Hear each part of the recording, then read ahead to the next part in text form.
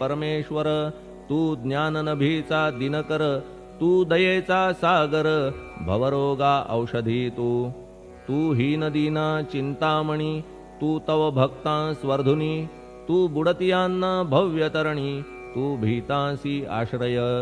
जगाचे आद्य कारण जे का विमल चैतन्य, ते तुम्हीच आहा दयाघन, विश्व हा विलास तुमचाची. आपण जन्मरहित मृत्युहीना आपण प्रत, तेच अखेर कळून येत पूर्ण विचारे शोधिता. जन्म आणि मरण ही दोन्ही अज्ञानजन्य, दोहोपासून अलिप्त आपण मुळीच महाराजा.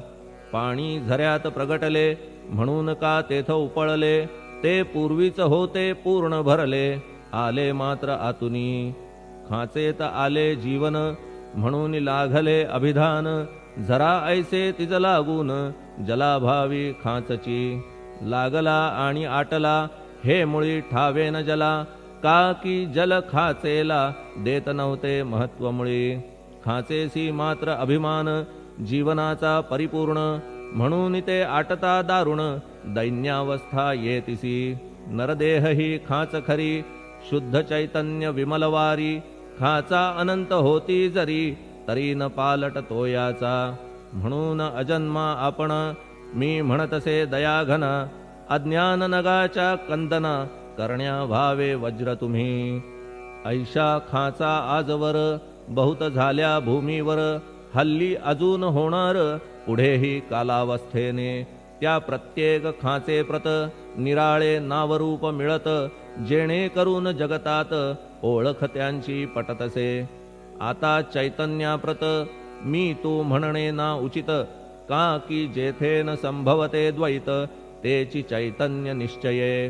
आणि व्याप्ती चैतन्याची अवघ्या जगाठाई साची, मग मी तू या भावनेची संगत कैशी लागते. जलमेघ गर्भीचे एकपणे एक साचे, अवतरणे भूवरी होता त्याचे भेद होती अनेक.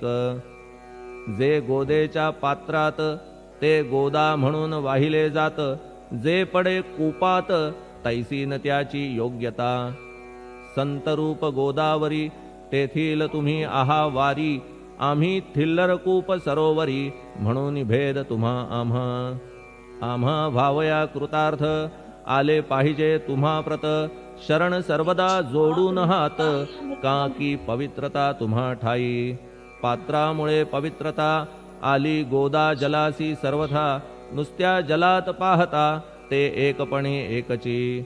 पात्र गोदावरीचे जे का ठरले पवित्र साचे, ते ठरण्यात भूमीचे गुणदोष झाले साह्य पहा. मेघगर्भीच्या उदकाला जो भूमिभाग न बदल